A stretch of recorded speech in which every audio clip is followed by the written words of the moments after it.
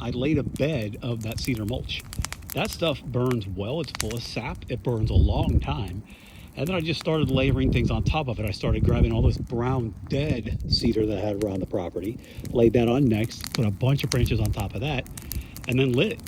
Once it took off, I just started throwing oak on top, and it has been burning ever since. And I'll probably be out here for a little while. You can see where my first attempt was. That's the one that I built wrong. I just piled a bunch of small branches and then big branches and then tried to put some cardboard under it and light it. Well, that didn't work at all. I mean, it burned some of the green parts of the cedar, but I actually ended up moving it all over here as this second pile took.